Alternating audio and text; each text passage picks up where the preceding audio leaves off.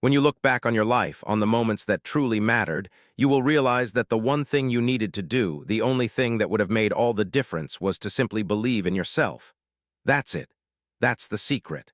For the better part of my life, I was plagued by self-doubt. I was my own worst enemy, constantly second-guessing my instincts, my decisions. It was only much later, with the clarity of hindsight, that I could see the path I had been on, the path I should have trusted all along. I was right, and I should have had the courage of my convictions. Now let's talk about the recent unpleasantness in the crypto markets. How did everyone fare in that maelstrom?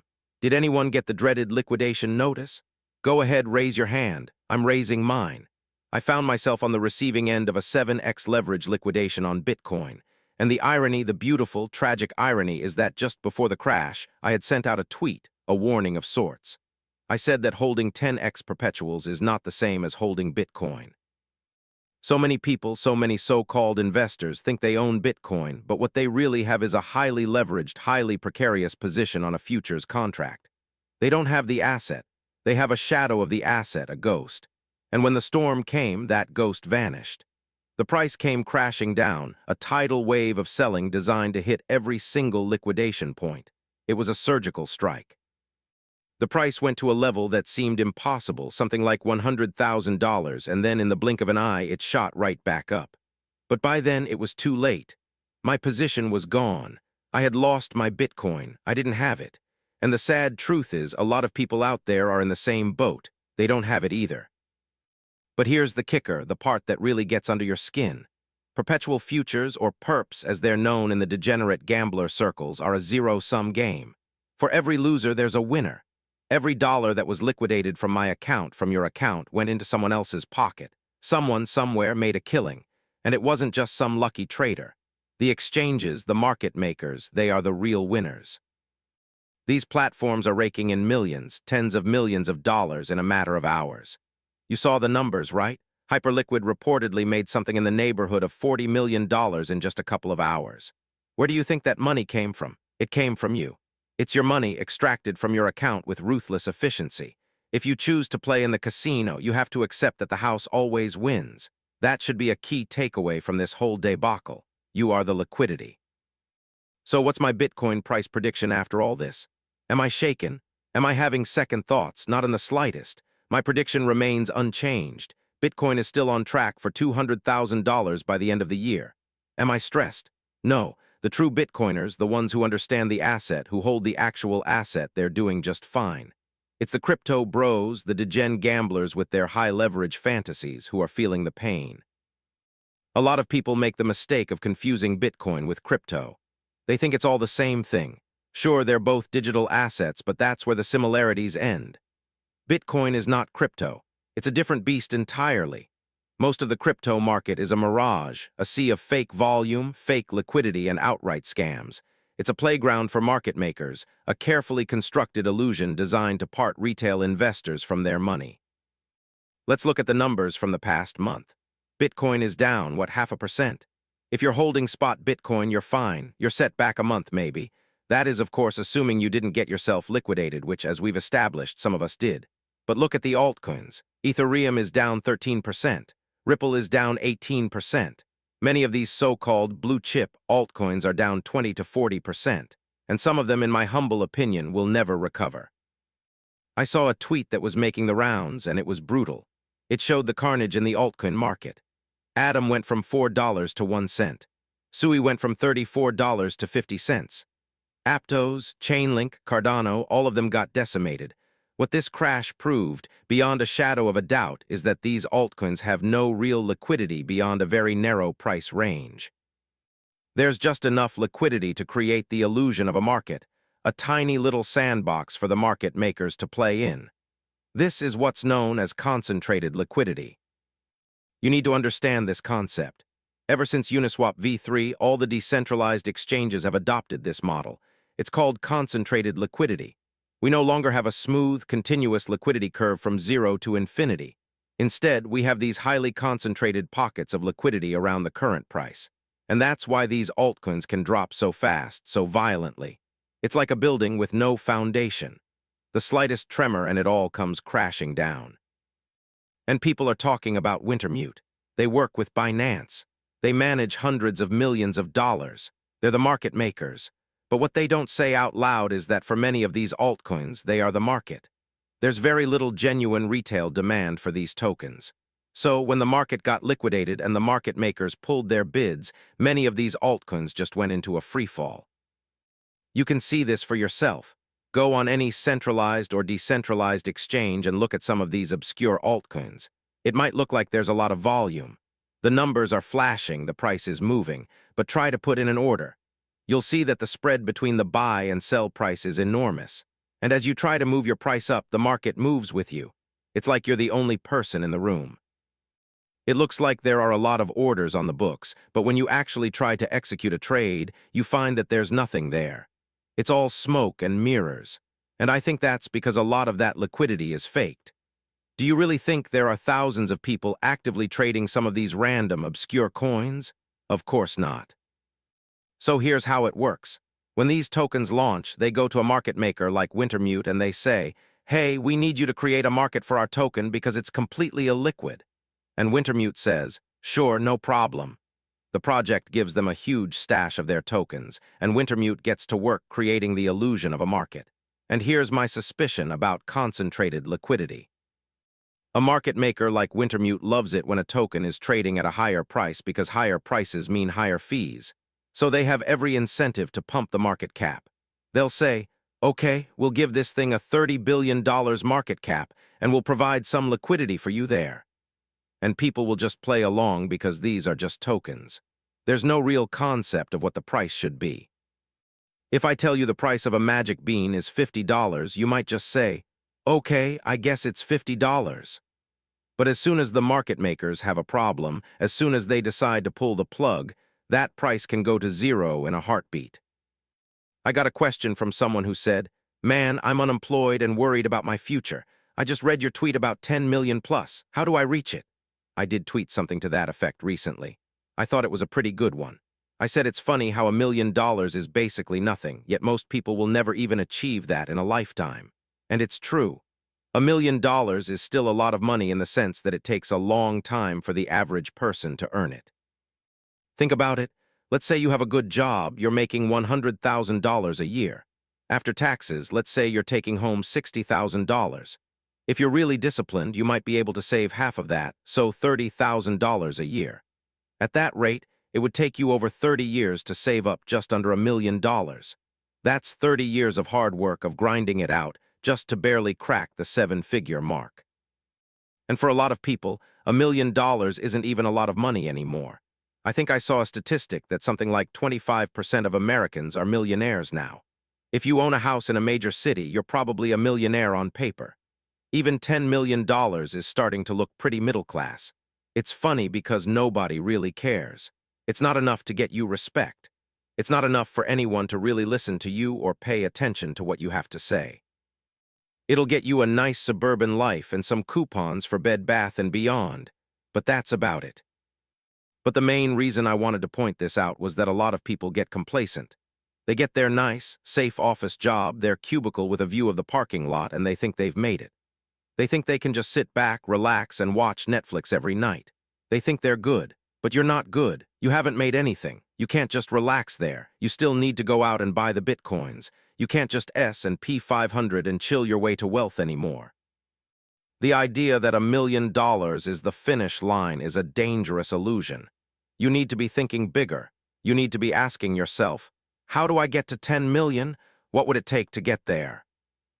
Now you're thinking in terms of assets, because the only way to get above that seven-figure mark is through investing, through owning assets. Hard work will only get you so far. The first million is the hardest because it requires the most work. But the people who get beyond that, the people who build real wealth, they do it through assets, through investing, through compounding. A single person's labor can only produce so much. And with the constant depreciation of fiat currency, you're fighting a losing battle. You can't outwork inflation. Every year you work, your money is worth less and less. You're running on a treadmill that's constantly speeding up. There's no more socioeconomic mobility in the traditional sense. True wealth cannot be earned, you cannot work for it. You have to marry it, inherit it, or steal it. That's the reality of the world we live in. And in a way, Bitcoin is very similar. Think about it. How much socioeconomic mobility is there in Bitcoin now? I think it's getting more and more difficult as the price continues to rise. It's already at, what, $115,000. If it gets to $200,000 by the end of the year, imagine trying to stack sats at that price. For the average person, owning even one whole Bitcoin will be completely out of reach. It will be an unattainable dream. And even for the people who have Bitcoin today, even if the price goes up, it doesn't mean they have more Bitcoin. If you have one Bitcoin, that's all you have. And that's probably the most you'll ever have for the rest of your life. It only goes down from there. Even if the price goes up, you still just have one Bitcoin. So how do you turn that one Bitcoin into 1.5 or 2? It's very difficult to work for it. Leverage might be the only way to do it. You leverage down 2 to 1, and then when the price goes up, you have more. That's one of the few ways to actually increase your Bitcoin stack. But if you're trying to earn it through your labor, you're going to be disappointed. The idea of work has been drilled into our heads since we were children. Your school, your parents, your teachers, your professors, your boss, everyone told you to just be a diligent worker. And that is all a lie. Your entire programming, the way you view success and hard work as something to be proud of, is wrong. It's not about hard work. It's about targeted, specific, dramatic action when an opportunity presents itself. Most money is made in very short periods of time. It's not about grinding away for years and years, pretending to be busy. Most of the time, you can probably just chill and relax. And then, when an opportunity arises, you have to be ready to pounce. My thesis is that we go straight back up to $125,000 and then higher, and most people will be left behind. And we'll hear the same old stories, the same old refrains. I almost bought. I knew it. If only I had. Don't be one of those people. There's a subtle line, a very fine line between almost and did. And you want to be one of the few who actually did it. I know so many people who say things like, "Oh, I had that idea." I could have been Mark Zuckerberg. I thought about a social network for college kids, too. Or, "Hey, we should do this, we should do that. That's a great idea. Somebody should do that." And then they go right back to their cubicle grind. Why don't you go do it? And this goes back to my point about missing the best trading days. If you missed the 10 best trading days in the stock market over the past 30 years, you would have cut your returns in half. And it's the same with Bitcoin, only more extreme. The way Bitcoin moves is you'll be sitting around waiting for a long time. Most of the time, Bitcoin is just going sideways with a lot of volatility. And then every now and then it just step functions up. It moves to a whole new level in a single explosive move. And you'll say to yourself, "Oh, I missed that move, let me get back in." So you get back into your position and you're waiting again. And it just goes sideways again for a while. You get complacent. You go off and trade some altcoins. And then it step functions up again and you miss it again. And each one of those days that you miss is a massive move that you'll never get back. I got another question. What level of wealth is making it if $10 million is not enough? Look, I'll put it this way. Men don't spend money. Men don't need money. It's the women who spend money, who want the money, and who will measure your value by it. So it's all a status game. Life is a status game, and it always has been. And you know, I agree with you that you don't actually need the money. I don't spend a lot of money because, really, compared to the past, all of us are already living like kings. Even compared to 50 years ago, the poorest person today has a lifestyle that would be the envy of anyone from that era. So we're all basically rich. We've been rich for a long time. The money isn't really necessary. But if you think that you can just sit this game out, that you can just ignore the status game, you may be sorely mistaken. Because maybe all life really is, in the end, is a status game. You came into this world to see what you could make of yourself, to see how high you could climb on that status ladder. I don't think people came into this world just to be comfortable, because you were already comfortable when you entered the workforce. You were probably living with your parents in a pretty comfy house. You weren't seeking more comfort. If all you want is comfort, it's already there. Just go move back home with your parents, and there's nothing wrong with that if that's what you want to do. The whole chase for money is kind of pointless, but if you're going to play the game, you might as well play it well. Let's talk about real estate for a minute. If you think about the dynamics of real estate, it's a terrible investment. You have property tax, which is around 1% a year. You have maintenance, which is another 1%, and those costs are only going up. The cost of labor is skyrocketing. Contractors are demanding more and more money. Let's say your total carrying costs are 3% a year. After 30 years, you're down 90% on your initial investment. You're wiped out. So in 30 years, your real estate investment has basically gone to zero. It's cost you everything. And at the same time, you're still paying massive amounts in taxes and maintenance. And at some point, you'll be illiquid and you'll have to sell. So you lose the property in the end, too. Someone asked for my thoughts on accumulating Bitcoin exposure via IBIT. Yeah, I think IBIT is pretty good. Some people say ARKB is better because it has lower expense ratios. You can buy IBIT on a platform like Robinhood and even use leverage to double down on your position. Look, you're not going to get liquidated on a 2x leveraged Bitcoin position. That's probably fine. Okay, maybe I haven't learned my lesson. Did I lose money on Aster? So let me tell you what happened with Aster. I did get liquidated on my 7x Bitcoin position and the wick down was just nasty. Here's how the market makers work. They can see your liquidation levels. They run a little calculation and they say, oh yeah, we just need to borrow a flash loan of, say, $100 million, liquidate this guy, and then pump the price right back up. And we'll collect a nice little liquidation fee in the process. And that's what's causing all this volatility. All of the positions are out in the open. Everybody can see them. Binance probably just sends the data straight over to Wintermute. Everyone can see exactly how to liquidate you.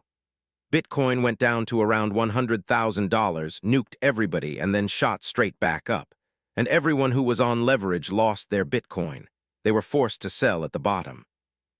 I was forced to sell at around $104,000, and it went straight back up to $113,000 after that. And then the other thing that happened was I was auto-deleveraged on Aster. I mentioned earlier that I was arbitraging the funding rate, so I was short Aster on Hyperliquid and long Aster Spot. Aster had a pretty decent funding rate, and then what happened was Hyperliquid decided to auto-deleverage my short position. I made a profit on the short because everything was going down, but I should have made a lot more. What happens is, everybody gets mad at the ADL, the auto-deleveraging, because the way it works is that anytime you're about to make a lot of money, anytime the market is moving in your favor, you get deleveraged. So if the market is crashing and you're short, they cut your profits early. If the market is shooting up and you're long, they'll do the same thing. They'll just say, you know what? There's not enough liquidity. We'll just cut your profits right here. The only way to win this game is to not play. I'll tell you one thing. Arguably, the smartest thing to do is to just get off of X, or what we used to call Twitter. I think it's obvious that no one on X really knows anything. They don't know what they're talking about. Nobody called this crash, and everybody on that platform is out for maximum extraction. If you're on crypto Twitter, you are the exit liquidity. People go on X to shill their bags. They have an agenda. Everyone is pushing something. Everyone is trying to get you to do something. If you are on perps, you will be liquidated. It's a guarantee. Every position you have will be hunted down. If you hold altcoins, you're buying fake volume and fake liquidity created by market makers. Because without the market makers, these altcoins would have zero retail demand. Maybe what you should do is just go in there, get the Bitcoin, and leave. Don't touch anything else. I never told you to buy crypto. That was your call. I just told people to get into Bitcoin. The Bitcoiners are telling you to just go get the Bitcoin and be on your way. It's like you're going into a candy store full of poison, and we're telling you to just go get the one thing that's safe, the one thing we asked you to get, the Bitcoin, and then leave. But you go in there and you get distracted by all the other shiny objects. You start picking up some random altcoins, all of these things. That's on you. The pros, the smart people, never told you to do that. That was your own decision that you made by yourself when you got yourself distracted. I never said to go get any of these altcoins. If you listened carefully, the only thing I told you to do was go get the Bitcoin.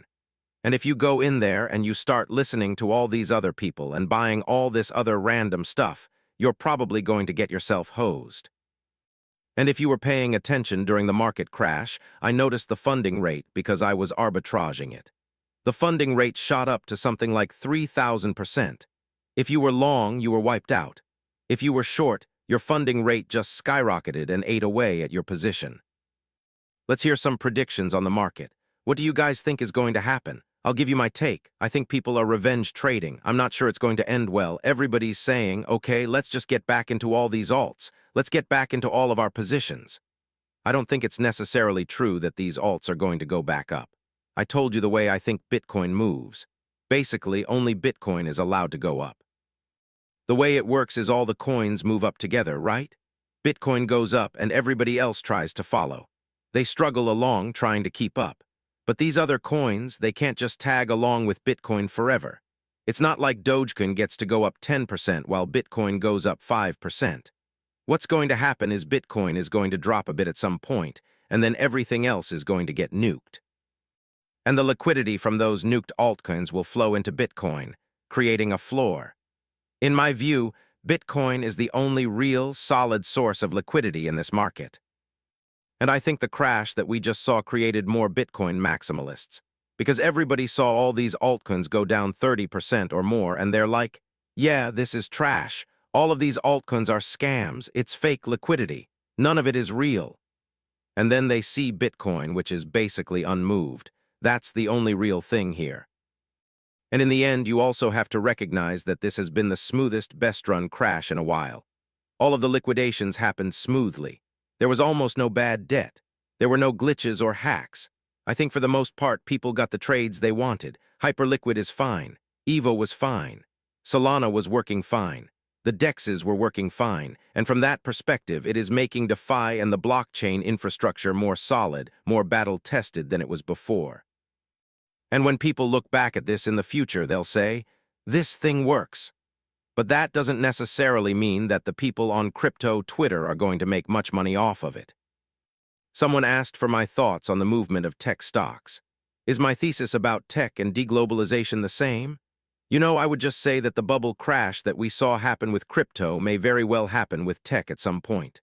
It would not surprise me at all, because we're seeing a deleveraging of all the excess funds in crypto, and that can easily happen with the AI bubble as well. It's just getting very loopy with what OpenAI and NVIDIA and all of these companies are doing, just circling their funds back and forth between each other, recollateralizing their funds. With the tariffs, with the rare earth controls by China, the world is not global anymore. Tech is dominant in an era of globalization. When you can geo-arbitrage labor through H-1B visas, when you can geo-arbitrage supplies and resources, and then ship your one little website, your Facebook app, to everybody in the world. If you can make a tech product like an OpenAI chip and just ship it to everybody, then maybe that would be profitable. But that's not the case anymore. There was this news that came out, okay? China is tightening their export controls on rare earth metals. In addition, they are cracking down on NVIDIA AI chips. It's just hilarious because before the US was saying, we're not going to ship you our NVIDIA chips. And NVIDIA was saying, look, we need to ship some chips to China because we can increase our profits by like 40% if we do that. Please let us do it. We'll create a weaker version of the chip and we're going to put a backdoor in it and make it slow. And Trump was like, okay, sure. Now China is saying they don't want it. They're good. They got their own chips. So how's NVIDIA going to make that money now? Well, they're not. But I would say these tech companies are just ridiculous. This is figure 3. It's so ridiculous. When they're using Hollywood filming techniques just to hype you up about this, it's not going to happen. They even have this thing playing catch with your dog. Okay. So like not a single hardware product has ever made money. Even the iPhone, most of its profit today, I believe like at least 30% of Apple's revenue today is from the software sales of iCloud. Hardware doesn't make money. Like the Oculus VR lost money. Every virtual reality product basically lost money, went bankrupt. It's a pretty low-margin business. It's expensive. The US can't even manufacture, and now we have tariffs. Now, of course, it's very cool to talk about it. Everybody loves their gadgets, but that's not really how we make money. The money was always made on the software side. Software is basically done now. I mean, it was really creating the software, which was content in order to sell ads, right? Push a bunch of content, you make some mobile game or something, and then you sell ads. And it's really just the advertising that was the source of the revenue. The advertisers paid. Now, if you have a robot, well, you better plaster a bunch of ads on the robot and scale it up so that the robot has like millions of views. And if you're not doing that, well, I'm not convinced that it can make money.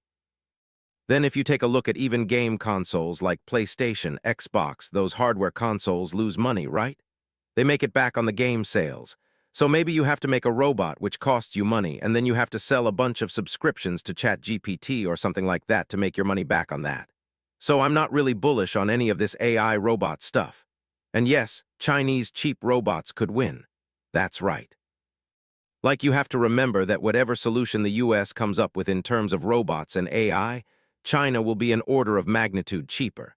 Like, do you know about BYD cars in China versus Tesla? The US has to put like a 70% or 100% tariff on the BYD cars just to protect the US car manufacturers like Tesla. If we didn't have that tariff in place, Tesla would be done. You could buy an equivalent electric car from China for like $10,000, and it would be better than your Tesla.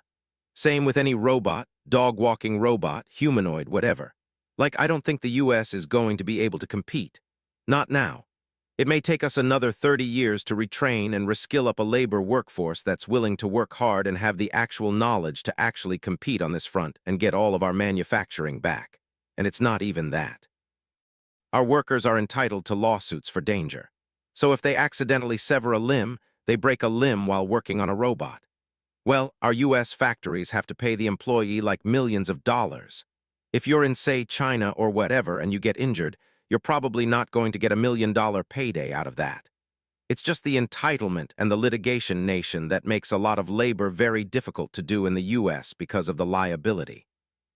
The whole liability legal structure, I think, makes it difficult to work in the US. Tesla is trading at, well, you need to look at the PE ratio. It's 170. The way you translate that is it takes 170 years to break even on your Tesla stock, and then you're going to start making a profit after 170 years. But these fundamentals arguably don't matter so much. Like, look, if they want to run it up, I'm all for it. Overall, I think that what Elon Musk is doing, it's great still. You know, it's better than building some Facebook app product. It's better than making Instagram or whatever. So if they want to work on something that betters humanity, like the Neuralink stuff that can really help people see and hear and walk again, I'm all for it. Sure, go for it. Best of luck to that. But will I invest in these robots and cars? Maybe I would have before the tariffs, before the China problem. The problem is that we made China a problem. And I think what China has always asked for and what they want is to just go back to normal global trade. They just want to make money. They want to do business with the US. They want to do business with the world, and they don't want to be antagonized. In my view, they've shown a lot of restraint in not retaliating further. They're trying to de-escalate every step of the way here. You know, they put out this statement, you guys probably saw it, where they're just saying, yeah, we're just always taking a reasoned, principled approach for export controls. We're trying to safeguard national security. We're going to sell you the stuff, the rare earths, just not on the military level. If you're doing it for consumer usages, it's fine. It's just overall a necessary act of passive defense. That's what they're going for. Someone said Chinese people are good at copying, they are not good at creativity. Who even cares? Just do it. Do the work, make it better. Whatever. This virtue signaling, right? This moral superiority. You don't get paid for virtue. Who even cares? So what? Just get it to work. I don't care if it's creativity or just copying or whatever. I want my walking, talking dog for $1,000, not $30,000. Look, here's what happened. Trump came and said, we're going to increase the tariffs. Now he's playing. He always does this, right? He wants maximum negotiation leverage. So he says, we're going to do a massive tariff increase on November 1st. Now, November 1st just happens to be after their talks. They're scheduled to have their talk in Korea at the end of the month, like October 30th. So he's still going to meet them. This is pure negotiation leverage. He was asked, have you canceled your meeting with President Xi? And he said, no, I haven't, but I don't know that we're gonna have it, but I'm going to be there regardless, so I would assume we might have it. Art of the deal. Then China basically had to issue a de-escalatory statement on their export controls, and Trump tweeted, don't worry about China, it will all be fine, nobody wants a depression. And based on this, do we just go back up? Well, if the whole news was a non-event, I think Bitcoin should be back at $125,000. It's a big misunderstanding. I think it goes back up. I think if you're using logic, use your brain to think. Don't just use your emotion. You're under fear, right? You're letting your fear control you. And if you're actually thinking, you'll be like, oh no, it's $125,000. That's where we should be at. Like we just hit the all-time high. You need to remember it was a technical deleveraging. The fundamentals are still in place, if not stronger than ever before, because this is now battle-tested, even stronger. It's more robust than ever. The blockchain infrastructure and everything worked beautifully. Actually, if anything, what you discovered was that altcoins have terrible liquidity. If you enter the casino, you're going to lose your money, so just go in there, get the stuff you need, and leave. Don't touch all the other random jelly beans. Who am I picking in tonight's game? I don't care about sports. Imagine celebrating somebody else's victory instead of your own. Imagine having nothing to celebrate for yourself, so you have to pretend to root for somebody else. Rooting for another man to win. Hey, look at that guy, he's cool. Let's hope that cool guy wins, this athletic jock. Let's hope he wins. Oh, he won. Now I feel happy too. No, I only celebrate my own wins. Look, you wanted the COVID dip. You wanted the FTX dip.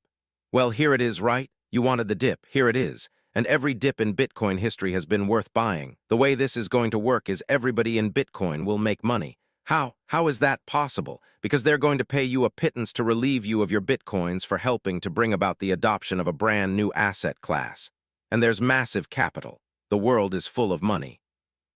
So if they have to pay you a few $1,000s for helping to bring about a brand new digital asset class, they'll give it to you. They'll just be like, fine, take it. You know, the big institutions are going to come in with hundreds of billions of dollars, and they'll be like, all right, this kid wants like $1 million for his stash. Pay him. Just pay all these kids and they'll take it from here. We're talking about a global asset class that the whole world wants. How many people in the world want any tech product? How many people in the world want OpenAI? It's like half the world. You know, China doesn't want OpenAI. China doesn't want your NVIDIA chips. I mean, there's choice too. Why would a company want OpenAI when they can go get DeepSeek for free? Well, Bitcoin is just one. There's only one of this. There are no clones of this, so it is the one singular asset that is just unique. There's just one. All of these altcoins, not a single one comes close, and this is something the whole world wants. I know people lost money too, so I'll say this about losing money. And really, the real game is health. At the end of the day, the real game is health. And if you still have your health, then you're still good. So you want to exercise, eat well, get sunshine, and just know that most rich people would trade it all away just to be young and healthy again. What you want to be is a time billionaire, not a money billionaire.